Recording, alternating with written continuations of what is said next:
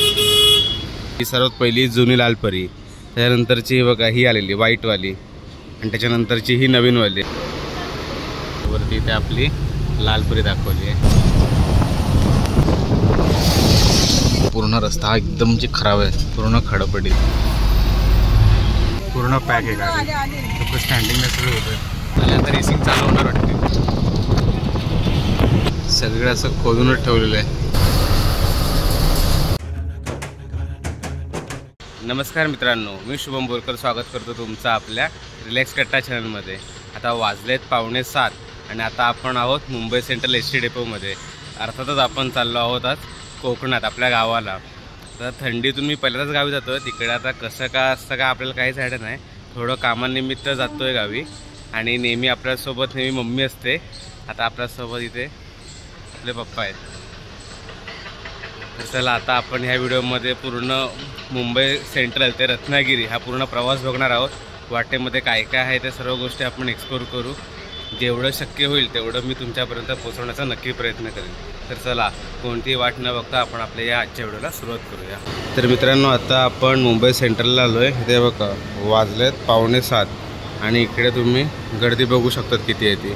इथे मधोमध्ये चौकशी सेंटर आणि तिकडे पुढे टॉयलेटची वगैरे सोय केलेली आहे. आणि इथे ह्या टी व्हीवरती गाड्या वगैरे लिहिल्यात, कुठली गाडी कधी येते. आपली आहे 7:30ची. कुठली भेटेल गाडी ती माहीत नाही. इथे तर जुन्याच्या नंतरचा जो व्हाईट डबा आहे ना तो लावला आहे. त्यानंतरचा डबा असतो ना जो नवीन लाल डबा तो आता आला आहे. आणि त्याच्यानंतर एक नवीन लालपरी पण आली आहे. बघू ती आपल्याला दिसते का.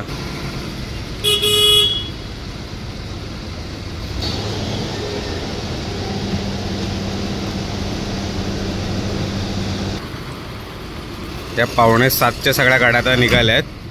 तर 7च्या गाड्या इथे लागतात. हे बघा जुनी लालपरी तर लागते इथे. श्रीवर्धन येते मुंबई श्रीवर्धन, सकाळी 7ची गाडी ही लागली. आता ही वाटते पाठवून एक गाडी आली आहे.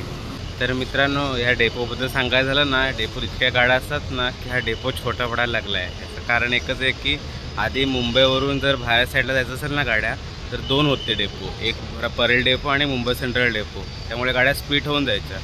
पण आता काही कारणास्तव परेलवरून जास्त गाड्या निघत नाहीत, मोजक्याच्याच निघतात गाड्या.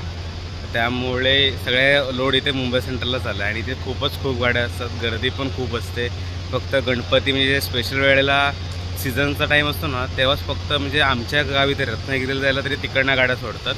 तर फक्त मुंबई सेंट्रलला ते आपण 2च गाड्या आहेत, एक सकाळी 7:30ची आणि एक रात्री 9ची. पण आम्हाला ह्या वेळेला पण कसं ते आमचं अर्जंट प्लॅन असतो त्यामुळे रात्रीची तिकीट भेटत नाही. त्यामुळे ती यावेळची रात्रीची गाडीची तर तिकीट नाही भेटली, पण आता सकाळची काढली आहे. तर एक बरं आहे की सकाळचं, त्यामुळे मी तुम्हाला काहीतरी दाखवू शकतो. आणि रात्रीचं एक बरं असतं की जाऊन फक्त झोपायचं असतं आणि आपल्याला पूर्ण दिवस भेटतो. त्याच्यात आपल्याला पूर्ण गाडीचा आपला दिवस जाणार आहे. आता पोचू कधी काय माहीत नाही, कारण गेल्या वेळेला आपण आय गेस 7:30 का 8ला घरी पोचलेलो. त्यामुळे बघू आता किती वेळ लागतो ते. अजून तर आपल्या गाडीचा पण पत्ता नाही लागला. वाजले 6:57 आणि 7च्या गाडीचं टाइम टेबल सगळं दाखवतं. बार्शी, जुन्नर, जामखेड, तुळजापूर, किती गाड्या आहेत बघा 7च्याच. ओके, इथे आपण आहे ना प्लॅटफॉर्म क्रमांक इथे 1 लावले, फलाट क्रमांक 1. इथे आपली गाडी पण लागणार आहे बघा. शेवटला रत्नागिरी लावलं आहे. रत्नागिरीच्या गाडी इथे लागतात, राजापूरच्या, इथे गुहागर, खेड अशा अलग क्रमांकाचे फलाट आहेत. आपण इकडेच बसून आहे आणि इथे टी व्ही पण आहे आणि वरती पंखा पण आहे. आणि इथे बघा टी व्हीवरती आता 7:03 झाले टाईम आणि 7:30च्या गाडीमध्ये आपली पण गाडी लावली आहे. तळेगाव, सांगली, बेलगाव, पारनेर, रत्नागिरी, नंदुरबार. हे बघा इथे आपली गाडी लागली ना तर असं दाखवतात मुंबई सेंट्रल टू बेलगाव वाया सातारा. टाईम नंबर आणि प्लॅटफॉर्म नंबर आणि बस नंबर पण दाखवतात. हा रत्नागिरी मुंबई आली, गाडी आली भैया, फायनली गाडी आली. वाजलेत 7:20 आणि इथं आता आपली गाडी आली आहे. पण बसू त्याच्यातच. आणि हे बघा इथे महाराष्ट्र राज्य परिवहन मंडळ म्हणजे MSRTCच्या आपल्याला ज्या 3 गाड्या आल्यात ना अपग्रेडेड सगळ्या दिसत आहेत. ही सर्वात पहिली जुनी लालपरी, त्याच्यानंतरची बघा ही आलेली व्हाईटवाली आणि त्याच्यानंतरची ही नवीनवाली आहे. या दोघांच्यात फरक एकच आहे की ज्या सीट कम्फर्टेबिलिटी आणि मागे पुढे वगैरे करू शकतो, म्हणजे लक्झरी टाईप तिच्यात सोय दिली आहे.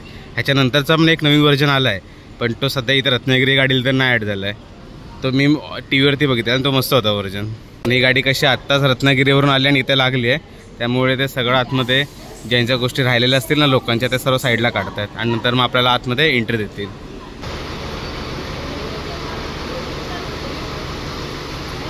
काय नवीन गाडीमध्ये अशा सीट असतात लक्झरीच्या आणि हा बटन दाबायचा, मग या सीट मागे होतात. आपली सीटर पुढे 9 आणि 10 नंबर, तर तिकडेच जाऊया. चला गाडी सुटली, वाजलेत 7:34. 7:34ला आता आपली इथून गाडी निघाली. इथे ही गाडी भायखळ्याच्या ब्रिजवरती आहे आणि गाडीत बघायला तर खूप कमीच लोकच आहेत, बाकीचे पुढे चढतील असं वाटतंय. बघा गाडी पूर्ण चालत आहे. रत्नागिरी गाडी दादरला आली आहे. वाजलेत 7:55. 7:55 आपली गाडी इथे आली आहे.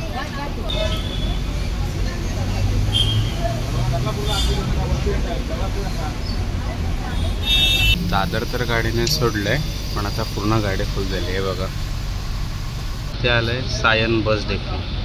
हा रस्त्यावरतीच आहे सायन बस डेपो. इथं वाजलेत 8:05. ते हे सायनचं तिकीट काउंटर आहे आणि वरती इथे आपली लालपुरी दाखवली आहे. आणि हा डेपो सायन बस स्थानक, नेहरू नगर कुर्ला. कुर्ला डेपोत आता गाडी जाते. कुर्ला नेहरू नगर डेपो. ते आपण डेपोचं इथे काम चालू आहे. इथे डेपोचं काम चालू आहे, त्यामुळे इथे गाड्या बाहेरच लागतात.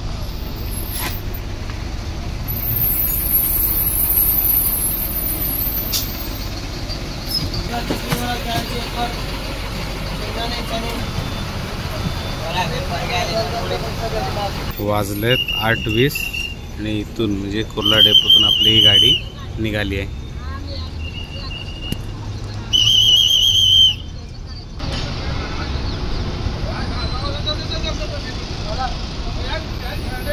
आता आलं इथे मैत्री पार्क बस थांबा. वाजलेत 8:32 म्हणजे आपली गाडी सुटून प्रॉपर 1 तास झाला आहे आणि आता गाडी मैत्री पार्कला आली आहे. गाडी वाशी ब्रिजवरती आली आहे. वाजलेत 8:40. 8:32ला मैत्री पार्क, 8:40ला वाशी ब्रिज. 8 मिनिटात गाडी इथे आली आहे. म्हणजे किती पळवली आहे बघा. बघा प्रत्येक गाडीला ओव्हरटेक करायला चालू केली आहे.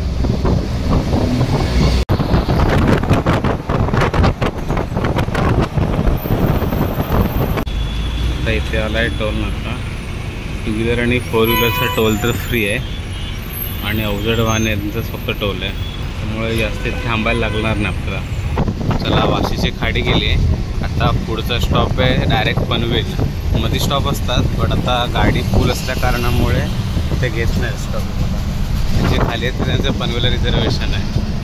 गाडी पनवेलला आली आहे आणि इथे तुम्ही ट्रॅफिक बघू शकतात, कारण सगळे लोक शनिवारीच सकाळी असे निघतात, कारण वीकेंड प्लॅन करून निघतात ना सगळे लोक, त्यामुळे इतकं सगळं ट्रॅफिक दिसतंय.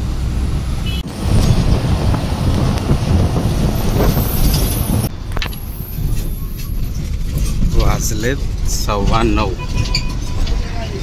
आणि इथे गाडी आली आहे पनवेल डेपो.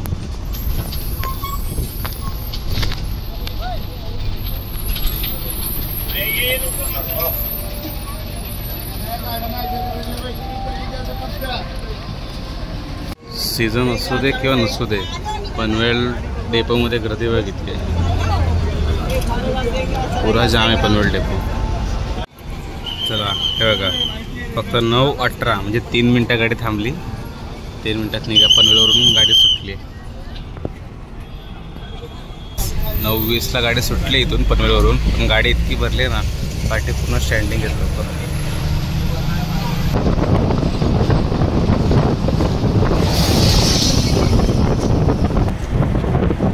कर्नाळा पक्षी अभयारण्य साजलं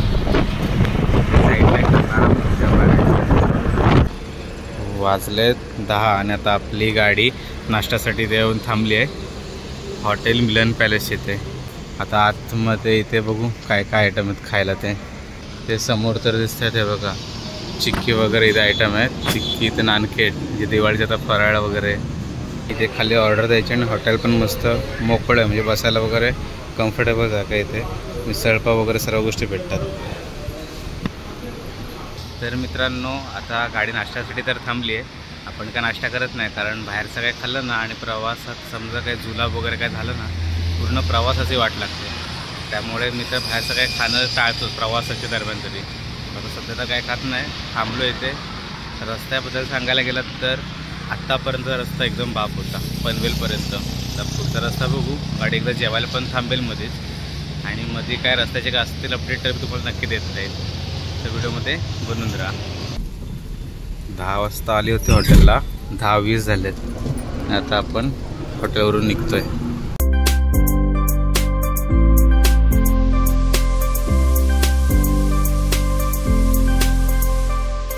वाजलेत 9:11 आणि आता आपल्याला सुरुवात झाली आहे. पण उन्हाचे चटके पण लागायला चालू झाले. तिथे बाहेर इतके वारा आहे ना, हवा इतकी आहे की काय वाटत नाही, मस्त रिलॅक्स वाटतंय. भारी वाटतं ना. आणि जर तिकडून ट्रेन येत असेल तर अजून भारी वाटत असतं. ह्या निगेडे बस स्टॉपची ते रस्ता पूर्णच्या पूर्ण अरुंद रस्ता आहे, म्हणजे समोरून 2 गाड्या पण धड पास न होणार. आणि पूर्ण रस्ता हा एकदम म्हणजे खराब आहे, पूर्ण खडपडीत खड्डे.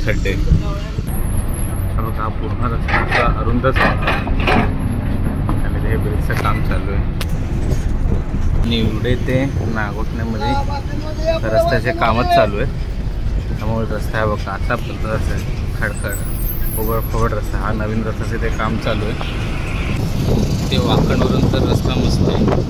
परत हायवे चालू झाला आपला. तिथे माणगाव येण्याच्या थोडा अगोदर खूप मोठं ट्रॅफिक लागलं आम्हाला, का ते काय माहीत नाही. माणगाव रेल्वे स्टेशन एरोकेला आतमध्ये. इथे इतका ट्रॅफिक झाला आहे ना की हे बघा, इथे 12:36 झालेत, म्हणजे 12:30 वाजता या ट्रॅफिकमध्ये अडकलेलो. आणि इथे ट्रॅफिक पण बघू शकतो किती, ते पूर्ण लाल पट्टा आहे. या पूर्ण मुंबई ते रत्नागिरीच्या पूर्ण दौऱ्यामध्ये ना, तर माणगावचं कसं आहे की ते अजून डेव्हलप नाही त्यांनी केले, म्हणजे ब्रिज वगैरे बांधले नाहीत. त्यामुळे हा शॉर्ट रस्ता आहे, खूप ट्रॅफिक झाला. आता वेगळी ट्रॅफिक आहे.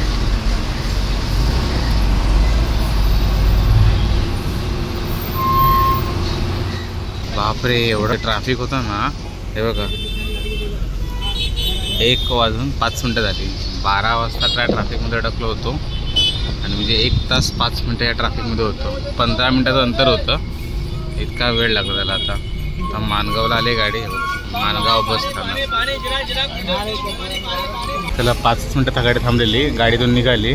बघा, आपण तिकडून आलो होतो तो पुरा ट्रॅफिकवरून, आणि गाडी दाखवतो किती भरलेली आहे. हे बघा, पूर्ण पॅक आहे गाडी. फक्त स्टँडिंगला सुरू होतं. माणगाव नंतर ब्रिज लागला. आता बरं वाटतं, एकदम बरं वाटतं.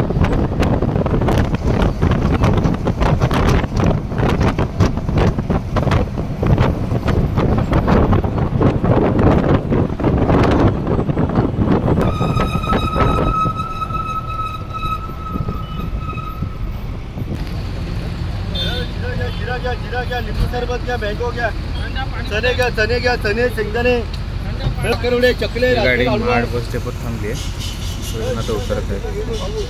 जेवायला पण कदाचित इथे थांबणार असं वाटतंय, कारण 2 वाजलेत जवळपास. गाडी बाहेरच थांबवली होती कारण लेट झालं आहे. 1:55ला निघते. पुढचा स्टॉप आहे पोलादपूर. 19 मिनटं, 2:15 इथे पोचेल. आणि तिकडेच लंच वगैरे करायला थांबणार गाडी आहे. कधी 2:15 वाजता असं वाटतंय, कारण सकाळपासून काहीच खाल्लं नाही, जाम भूक लागली आहे. 2:15ला पोलादपूरला गाडी थांबेल, मग आपण आपला डबा खाऊन घेऊया.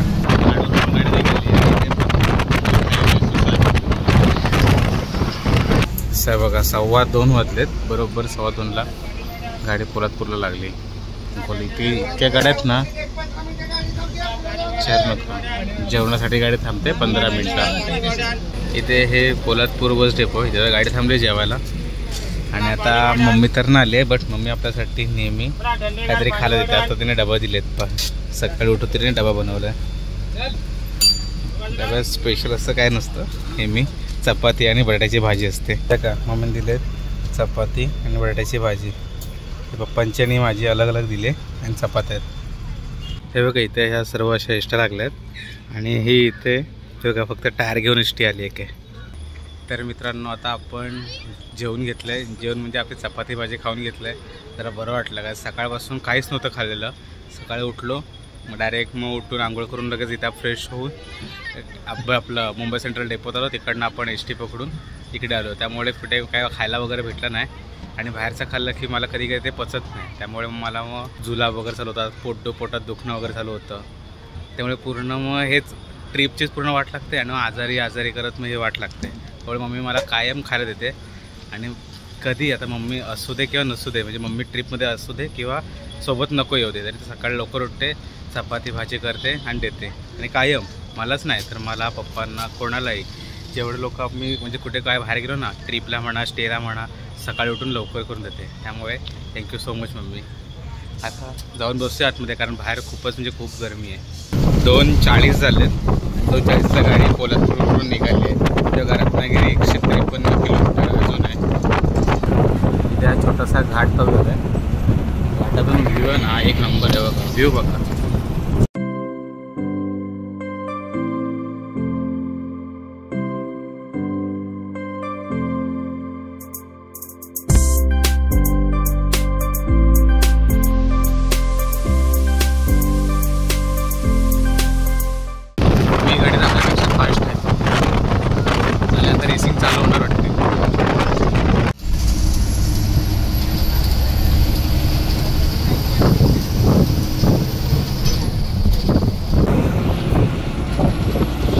आलाय कशेडी बोगदा. तो कधी समोर एक बोगदा आहे, त्याचं काम तर चालू आहे आणि हा एकच बोगदा इथे चालू ठेवला आहे.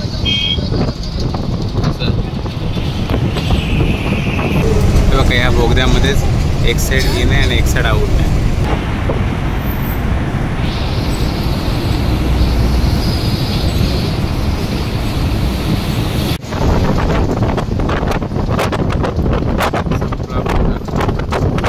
वाजले 4. आता गाडी आली चिपळूण बस डेपो येते. त्या गाडीमध्ये सध्या जास्त कोण नाही. इथे आला हा चिपळूण बस डेपो, चिपळूण आगार.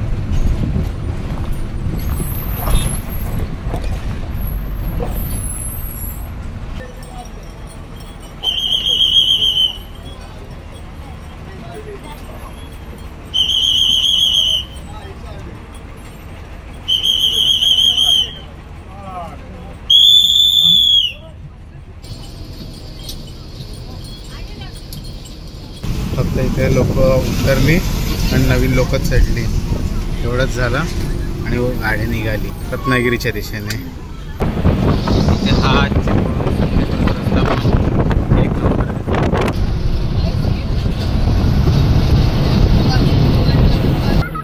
पूर्ण इथे कामच चालू आहे, गाडी लावायला जागाच नाही. आणि या साईडला जिथे काम चालू ना तिकडेच गाड्या लागायच्या, तर इथे साईडलाच लागेल गाडी.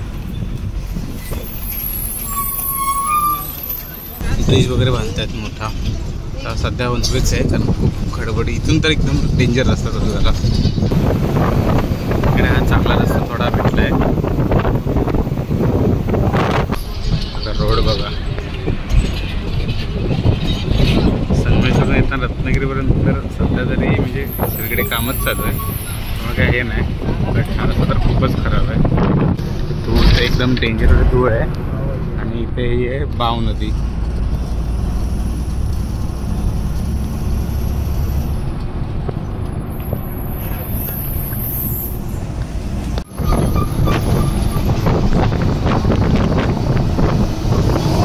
टर्नवरला म्हणजे आता हातखंबा आला.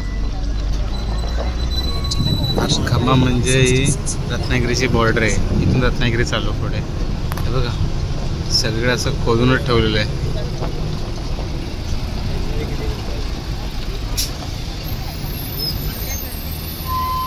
वाजले 6:10 आणि आता आपली गाडी तर रत्नागिरीतच आहे.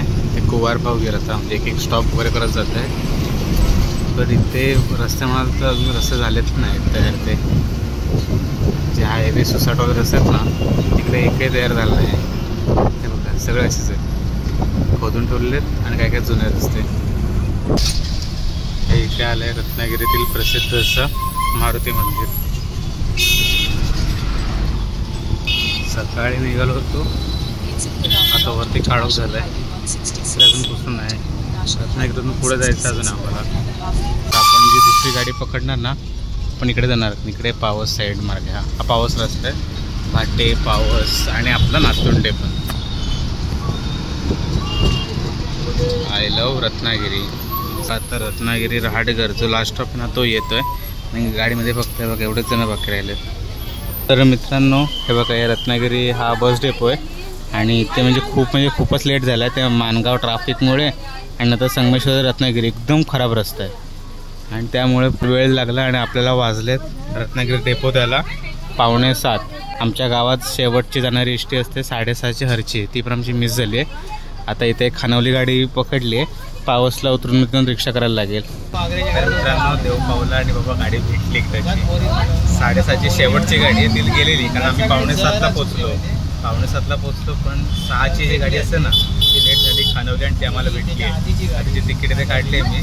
70 रुपये दोघांची तिकीट आहे, 32 रुपये एकाची तिकीट. जर ही गाडी नसते भेटली ना आम्हाला इथून पावसला जायला लागलं असतं आणि पावसला पण 7ची गाडी. 7:30ला पावसला उतरून 150 रुपये रिक्षा टाकून आम्हाला आमच्या घराला जायला लागलं. वेळेवर वाचले आणि टाईम पण वाचला. तर बरं वाटलं, देव पावलं या टायमिंगला आहे बस. ही गाडी आहे ना ती सफेद गाडी असते ना, सफेद लालपरी ती आहे. आणि नातुंड्यात मी कधी लालपरी बघितलीच नाही सफेदवर जाताना. आज पहिल्यांदा प्रवास करतोय. ड्रायव्हर काका, कंडक्टर काका, पप्पा आणि पूर्ण गाडी खाली आहे. ही गाडी आता खानवलीला वस्तीला जाते. बघा लाईटी बघा, ब्लू लाईट एकदम डिम लाईट आहे.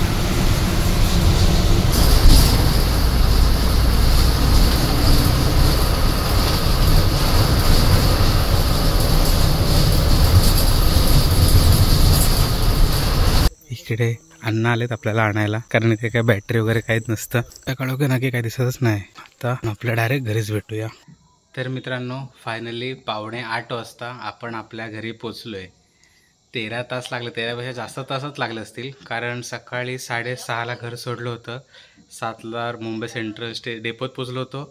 7:30ची बस पोचली रत्नागिरीत 6:45ला. 6:45लाच मग आपला एक दुर्दैव पण झालं की आपली जी 6:30ची शेवटची बस असते ना ती निघून गेली. कारण आपली बस काहीतरी 6:40ला पोचली, 10 मिनटाच्या फरकाने ती निघून गेली. आणि दुसरी बस 6:15ची होती, ती पर्यंत अर्ध्यावरतीच होती आणि अर्ध्यावरून आपल्याला ऑटो करायला लागली असती. ऑटोचे 150 रुपये झाले असते. बट एक भाग्य असं होतं की जी त्याच्या आधीची 6ची बस असते ना ती खूपच लेट झाली होती आणि ती 6:45ला तिकडे लागली. त्यामुळे आपण तिकडे डायरेक्ट आलो. पैसे आणि टाईम दोन्ही वाचला, नाहीतर अजून 9, 9:15 वाजले असते. म्हणजे 13चे 15 तास पण झाले असते. असो प्रवासाबद्दल सांगायला गेलात तर मानगावमध्ये खूप ट्रॅफिक होतं. 1 ते 1.25 तास आमचा तिकडेच गेला पुरा ट्रॅफिकमध्ये. आणि त्याच्यानंतर संगमेश्वर ते रत्नागिरी रस्ता सोडून बाकीचे सगळे रस्ते एकदम मस्त आहेत. काय ठिकाणी थोडी कामं चालू आहेत. बट संगमेश्वर ते रत्नागिरी काय ना अजिबात काहीच कामं नाही, असं पकडून चाला. संगमेश्वर ते हातखंबा सगळीकडे पूर्ण धूळच धूळ आहे, धूळ माती वगैरे, कारण सगळ्या ठिकाणी एकाच टायमिंगला कामं चालू आहे. आणि रत्नागिरी हातखंबा टू रत्नागिरी ते काहीच काम नाही चालू आहे. म्हणजे पूर्ण रस्ते खोदून वगैरे असे ठेवलेले आहेत. पूर्ण ओबड खाबड रस्ता आहे. त्यामुळे पूर्ण वेळ झाला आम्हाला. तिथेच काहीतरी आम्हाला 1.5 का 2 तास गेले संगमेश्वर टू रत्नागिरी यायला. बाकी सर्व ठिकाणी मस्त रस्ते आहेत. तर आता ही व्हिडिओ मी इथेच एंड करतोय. तुम्हाला ही व्हिडिओ कशी वाटली मला नक्की सांगा. चॅनल नवीन असाल सबस्क्राईब करायला विसरू नका. भेटू असे एका नवीन व्हिडिओमध्ये. तोपर्यंत बाय बाय.